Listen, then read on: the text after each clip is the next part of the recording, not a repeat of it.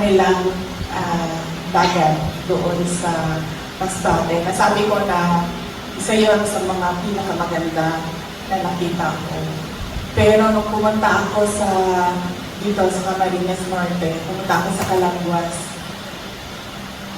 walang makakatalo sa Camarines Norte na ganda ng islands ninyo. Sobra.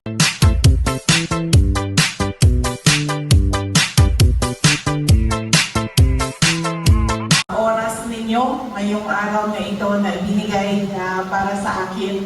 Actually, ang request ko ay small group lang, pero masaya ako at nagulat ako nung nalaman ko na madami ang pupunta para sa short gathering natin.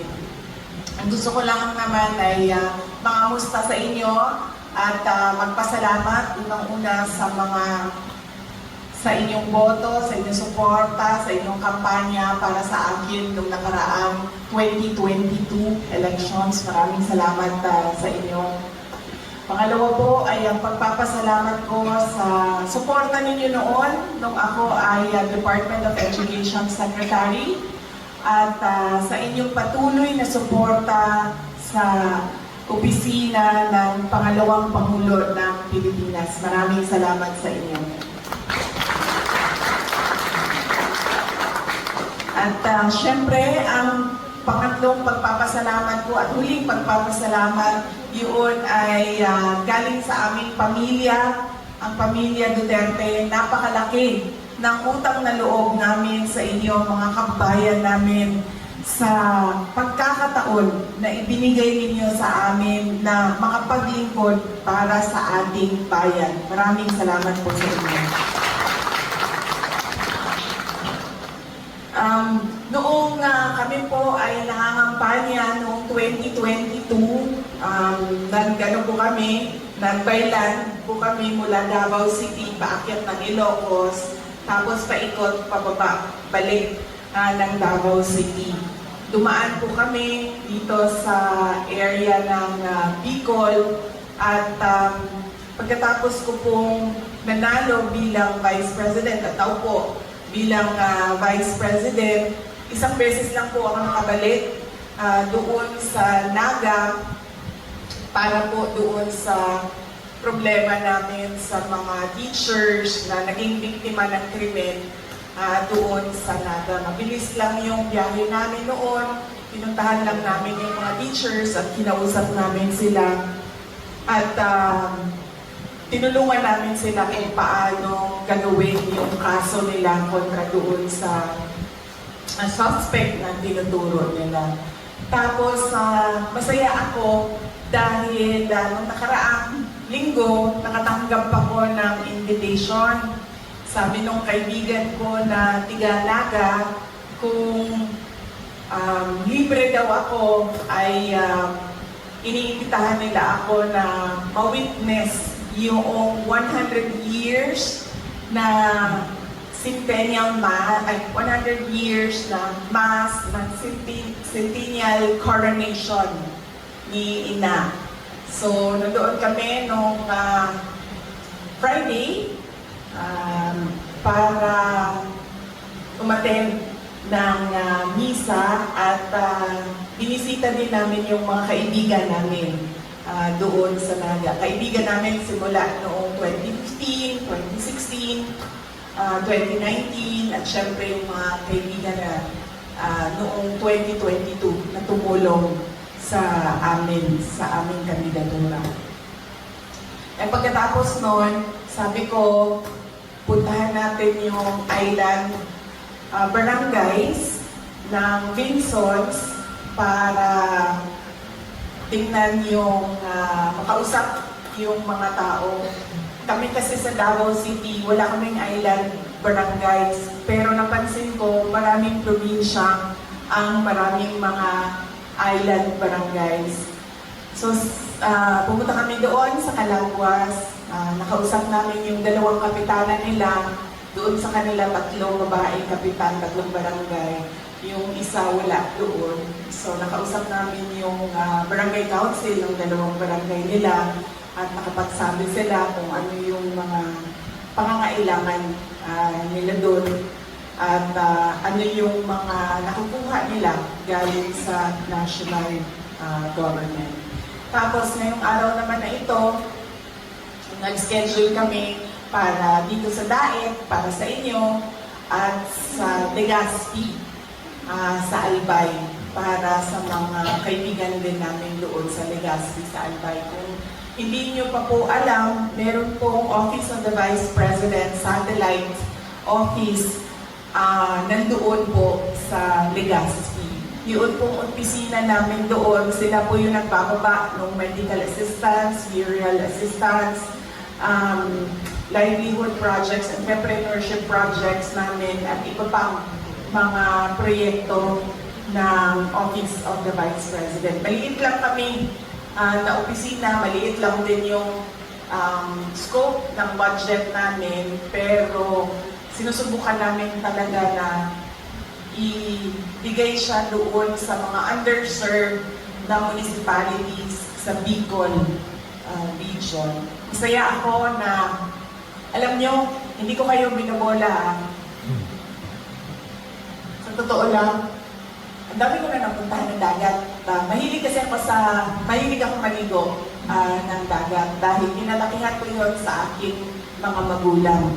Noon kasi, di ba, wala pang internet, wala pang cable, television, ano lang natin, is yung maliit na TV, na sobrang laki pa sa likod.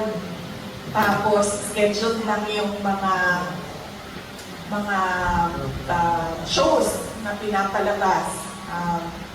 So, ang aking mga magulang, kapag Saturday or Sunday, lagi pag Sunday, dinadala kami sa dagat, doon sa Davao City. So, parang picnic pa, doon kakain ng lunch, maliligo, tapos uwi na kaagad sa bahay. Kasi malapit lang din, may mga coastal barangays kasi ang Davao City. At noon, sobrang ganda pa ng mga coastal barangays namin dahil hindi pa siya polluted.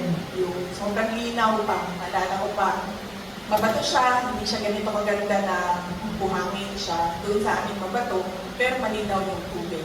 Yun yung maalala ko. At syempre, kapag yun ang paulit-ulit na ginagawa nung ikaw ay bata pa, nadadala mo siya kapag ikaw ay may edad na. So, pag ako nag-iisip na mamasyal, lagi ang una niyan is kung nasaan yung dagat. Tapos, noon, nabisita ko ang Masbate dahil nagka-problema, kung maalala ninyo, nung DepEd ako, nagka-problema sila sa NPA doon dahil may enkwentro na malapit sa paaralan.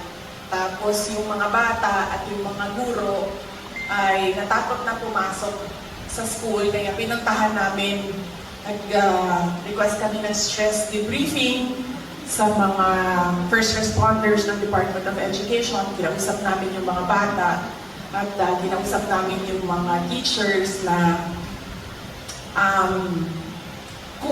kung anong gagawin, kung takot pa yung bata pumasok or takot yung teacher na pumasok. So nakabisita ako sa Masbate at nung panahon na yon, sobrang dami ng binisita namin na municipality kasi lahat sila apektado. Naghahabulan kasi yung operation ng military tsaka ng hinahabol nila na NPA. So, yung magkatigit-tigit na mga municipality, apektado sila. Pila ka buka mga giyatuan dito? 7 municipalities yung binisita namin sa Masbate. Tapos, kailangan namin mag-overnight doon at nag-overnight kami sa Municipality of Balud sa Masbate. Sobrang ganda nung kanilang dagat doon sa Masbate. Nasabi ko na isa yon sa mga pinakamaganda na nakita ko. Pero nung pumunta ako dito sa Camarines Norte, pumunta ako sa Calanguas, walang makakatalo sa Camarines Norte natin. Na ganda nung islands ninyo. Sobra. Akala ko nga, di ba lagi na sinasabi ng mga tao na sa Palawan, syempre Boracay na talaga yun eh. World known na siya. Pero pag magtatanong ka sa mga tao na nakaikot ng Pilipinas, sasabihin nila maganda sa Palawan. Maganda ang dagat sa Palawan. Nakapunta akong Palawan sa Coron, pero masasabi ko talaga na yung mga dagat dito sa Bicol region, sila yung mga nasa taas, top of the list. At nasabi ko talaga na walang mga katalo kasi nakapunta na rin ako ng Phuket, Thailand. Walang makatalo talaga sa ganda ng mga isla ng Pilipinas. Meron ako nakita na sa tingin ko lalaban dito sa Bicol region, pero hindi kasi ako nakapunta doon sa island. Nakikita ko lang siya sa airplane. Kapag mababa na yung lipad ng airplane, nakikita ko yung mga islands nila, pero hindi ko pa yun napuntahan ang Sulu. Ang mga islands doon sa tabi ng Kulong. Sobrang ganda ng kanilang lugar. Isa yun sa mga pangarap ko na magbisita yung mga island barangays ng Kulong doon sa probinsya ng Sulu. Kaya yun, sobrang saya namin. Masaya din kami dahil pagdating namin doon, sabi ng mga taga-Calangguas, sabi nila, ay, ang swerte mo kasi ganitong panahon, maano na daw yung dagat.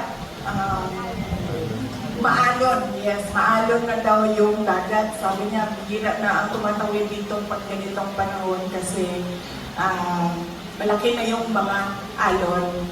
Pero nung 2 araw na nandun kami, maganda yung panahon. Pinagbigyan, sabi ko nga doon sa isang banggero, sabi ko pinagbigyan kasi kami ng Diyos.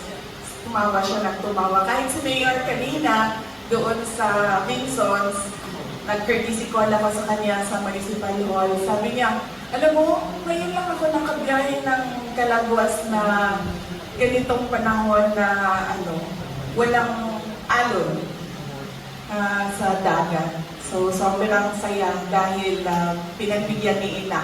So, yun po, yung iba ko pong mga pinagdadaanan, alam niyo naman na po yun. Hindi ko na po ito kwento ulit sa inyo lahat. Sa totoo lang, hinahanap nila ako doon ngayon sa House of Representatives kasi pinag-uusapan nila ang budget ng Office of the Vice President. Siguro naka-livestream sila doon, hinahanap nila ako. Pakisabi na lang, nandito ako sa inyo. Sabi ko sa kanila, binibigay ko na yan sa inyo kung anong gusto niyong gawin sa budget ng Office of the Vice President. Bahala na kayo. Basta kami, kung anong meron, yun ang tutuloy-tuloy ang trabaho ng Office of the Vice President. Kung ano pong matulong namin sa opisina namin, sa Legazpi, Albay, ang coverage po nila ay buong Bicol region.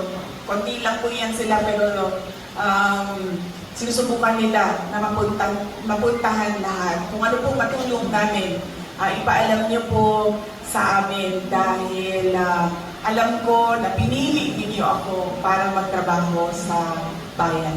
Mga kababayan, ang lahat po ng ginagawa natin ay para sa Diyos, sa bayan at bawat pamilyang Pilipino. Maraming salamat.